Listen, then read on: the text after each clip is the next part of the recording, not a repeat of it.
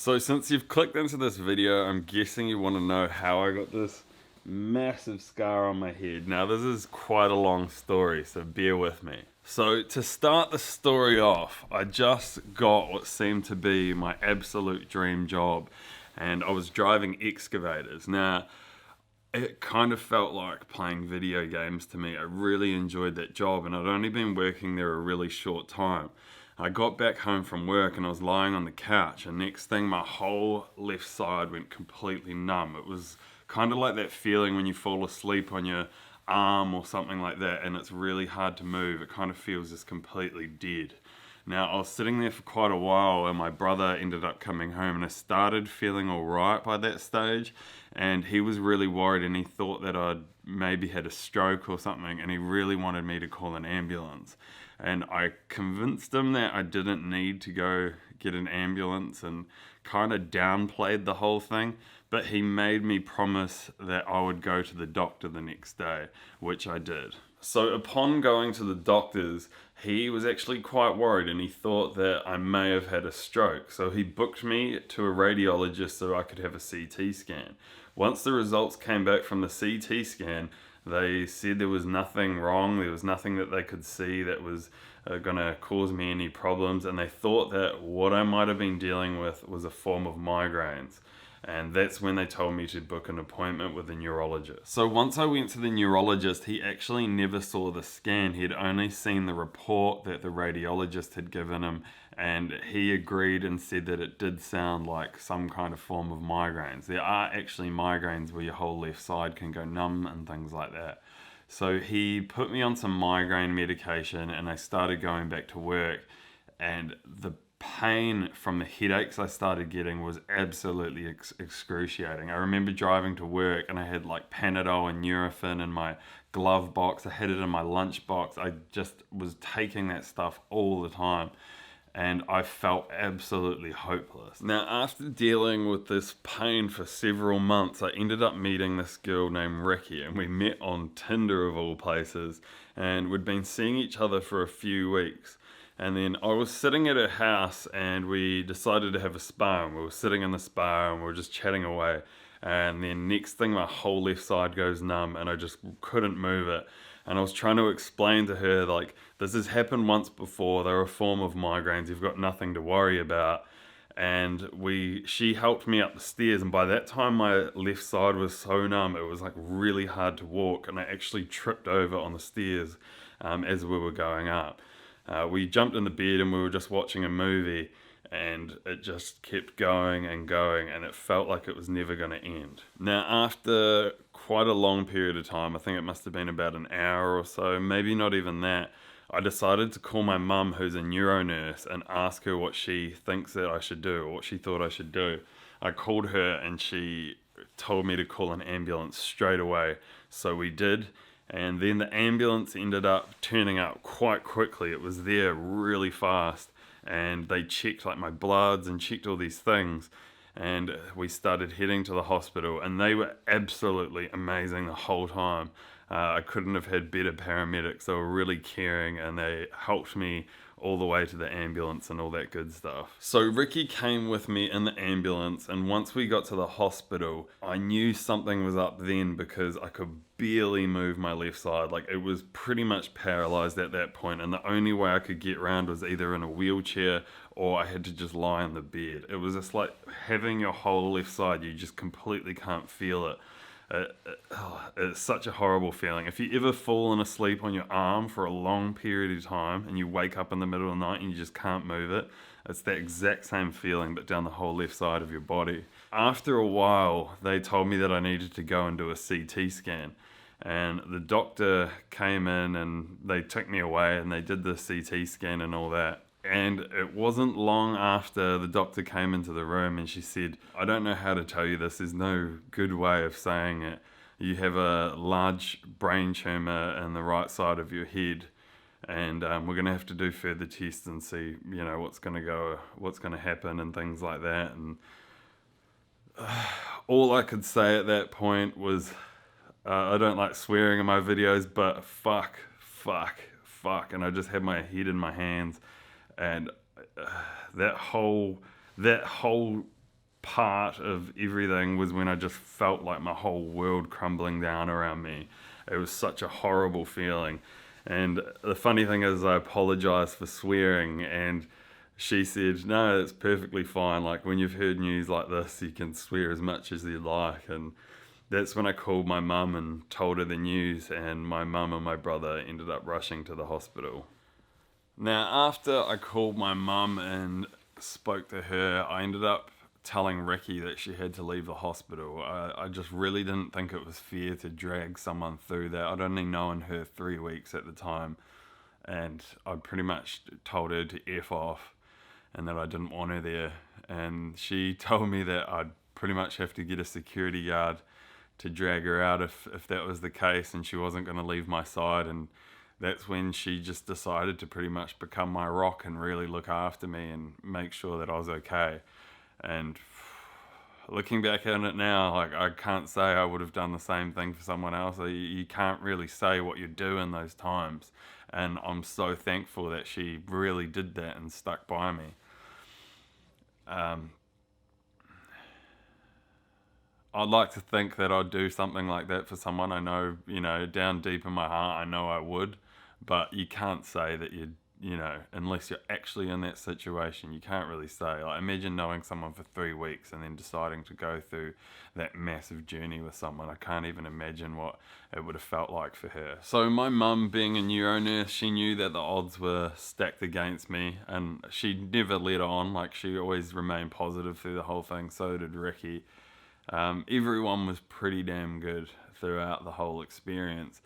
Now, after a while, the hospital I was in was called Angus Hospital, which is out in like the southeast suburbs of Melbourne, and they had to move me to St. Vincent Hospital, which they had more, better technology. They've got MRIs and things like that they didn't have at that original hospital I was at. And I remember getting moved into the ambulance and all that, or the transport ambulance, just to be transferred to the other hospital.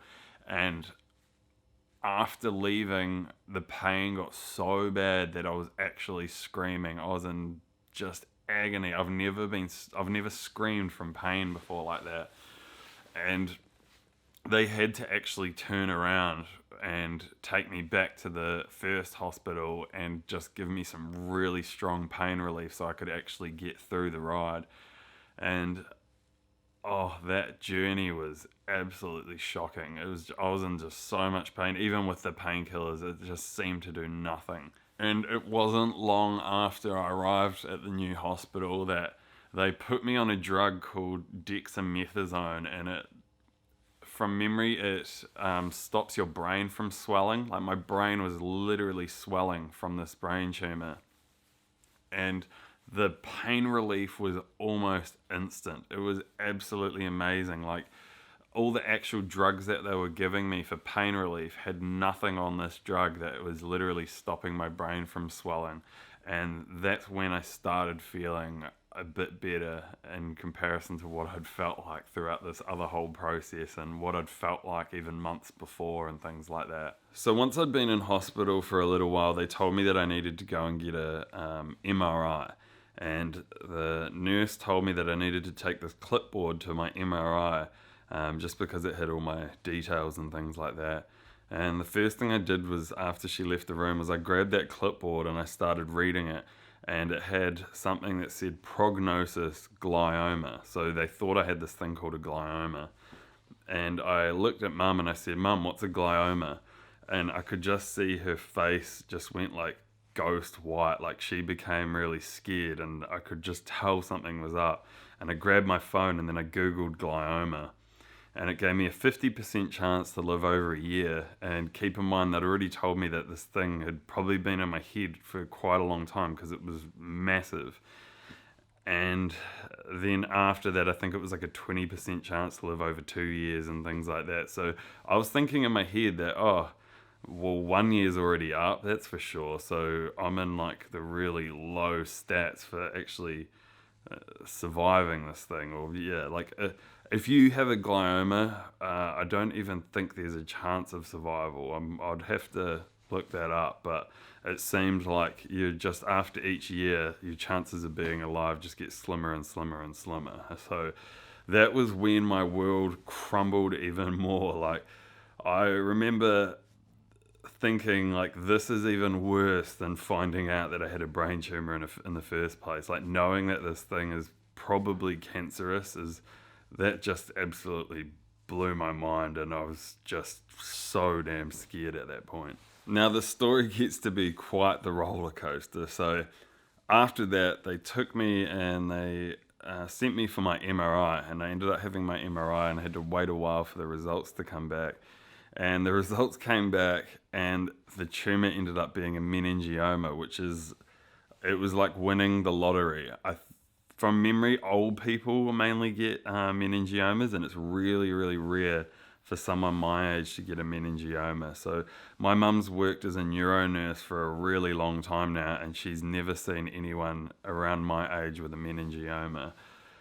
So that was the best news ever, because that meant that the tumor was most likely benign, and that it wasn't going to be cancerous, and that there was a decent chance that they were just going to be able to remove it, and that my life would be able to carry on. Ricky, throughout this whole thing, she made it such an amazing experience. Like, we did so many cute things. We'd sit on the bed together, and we'd wheel the little table in between the bed, and we'd sit on each side of the table and have like dinners looking out through the window, facing the sunset and things like that. Like, it was really amazing, and she kept me sane throughout the whole process. Like, my mum and my brother, and I had friends visit me all the time. They really became absolute rocks for me and really made sure that I was okay, which was just absolutely awesome. The whole thing ended up being there was so much negativity going on, and I was on a lot of medication. I was on so many painkillers, so I don't remember everything in complete detail. It gets quite confusing and blurry, but I remember having some really amazing moments in there, and the nurses and all of that at the hospital, they were absolutely incredible. And the crazy thing is that my mum actually works in the private ward at the same hospital, and I was in the public there, and it was kind of cool because mum would come over on her lunch breaks and things like that to come see me. Don't get me wrong, it was one of the most tragic experiences of my whole life. Anyway, I'll get to the surgery and all that now. So now, after I had the MRI, the surgeon had to come in and talk about the risks and complications and things that would happen with surgery. And he said he needed to talk to me privately, and I said, no, we can talk here if you want.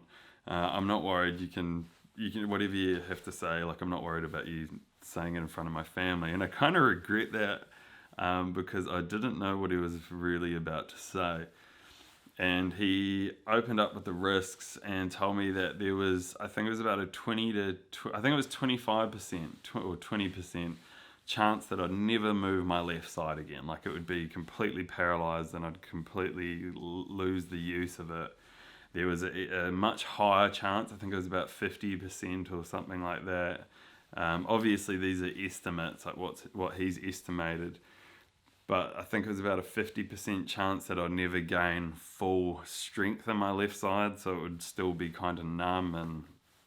And then he told me about the risks of dying, and that there is a pretty decent chance that with brain surgery it's always risky, and there's always the chance that you're not going to wake up on the table. And that's like, this roller coaster goes down and down, and then it goes up a little bit, and then it goes back down. Like, that was weird. And I looked around in the room, and I could just see like my family like pretty worried after that. So I kind of wish that I heard that news on my own and just kept that to myself. And but it is better that they knew that I knew the risk, just in case that if I did die or something like that, that they would know that I knew that, if you get what I mean. So they ended up taking me to surgery, and I remember getting wheeled into this room, and I remember getting all the tubes and things put in my arm and things like that. And I think they put a mask on my face. I can't really remember,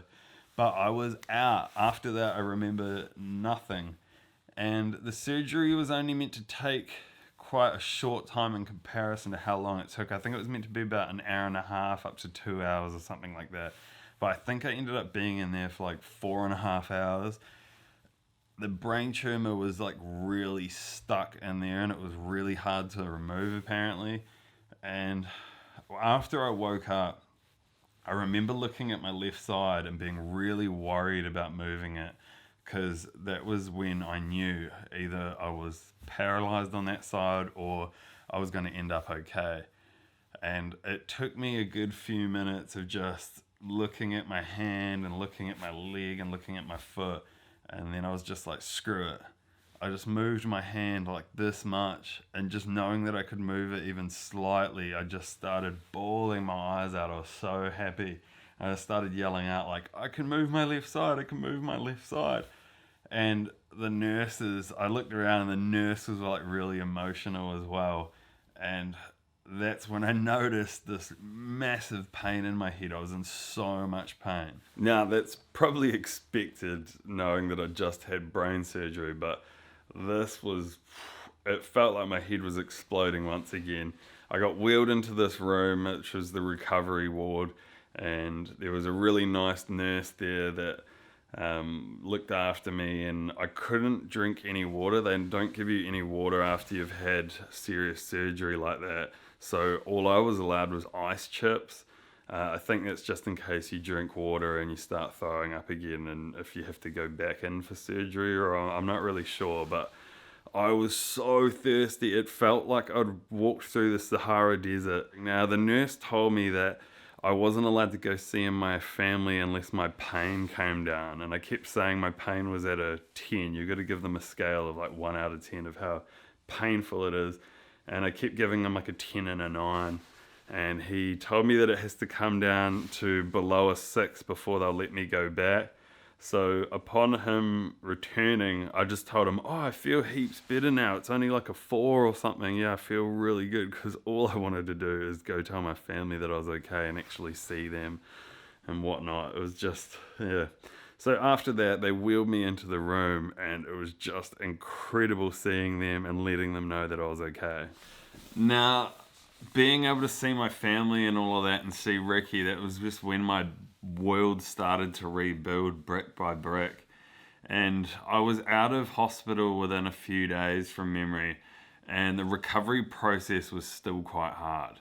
I had to deal with having my left side be numb for quite a long time after. I think it took about a month or two to kind of fully come back, and even every now and again after that, I still had my whole left side go numb every now and again. That would just randomly happen. And I dealt with what they thought might have been seizures or might have been a form of migraines. And these feelings felt like I was just spacing out. Like, I remember being in a car and things like that, and it would feel like we were going 1,000,000 miles an hour, and I'd just feel really nauseous and disorientated, and those things went on for quite some time. So I kind of want to talk about the main things I've really taken away from this experience. And when I was actually in hospital, and I was kind of getting feeling back in my left side, it really felt like I had to learn how to walk again. It wasn't as gnarly as, say, a paraplegic having a chance at learning how to walk again and they have to go through months and months of rehab. It wasn't like that. It was more my left side just didn't have full strength in it, and it took a few days to come back. Now, once I'd gotten about 90% strength and I could actually walk around, I went to the park, and I really wasn't meant to go there, but I did it anyway. And I walked through the park, and I remember looking at the trees and just looking down, and I just was so amazed that I could walk. Like, I had this appreciation that I never had before.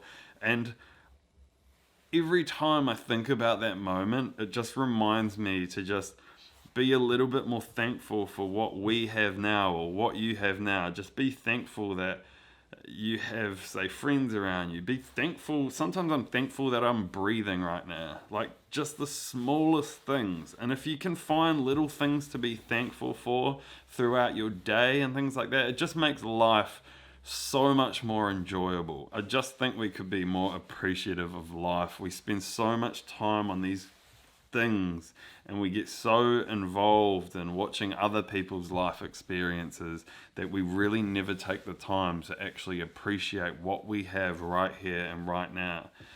And that's pretty much all I need to say. Another cool thing is me and Ricky escaped from the hospital, like after it all happened and after I'd had surgery. We got out of the hospital, and I'll get it to focus. We got these tattoos and they match each other. One has a 3, which I have, and her one has a 1.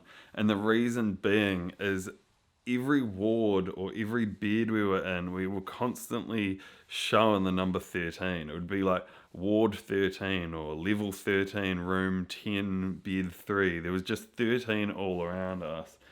And it was so weird because when I Googled that, I thought it was like an unlucky number, and I'm actually born on the 13th. And when I Googled it, it is like a number of saying being reborn, or like the number of the phoenix and things like that. And after I'd been through all that, I really did feel like I'd been reborn. I felt like a completely different person. And I had that appreciation for life that I never really had before. So I'm gonna wrap it up there. I'm sorry this story took so long to tell, but there was just so much I needed to put in, and I wanted to go into a lot of detail. There's definitely more to tell you guys, and I will be doing more stories like this and also doing a lot more vlogs and things like that. So if you want to come along for that journey, definitely subscribe, and also click the thumbs up if you like this video. I hope you guys are having an amazing day, and other than that, I'm out.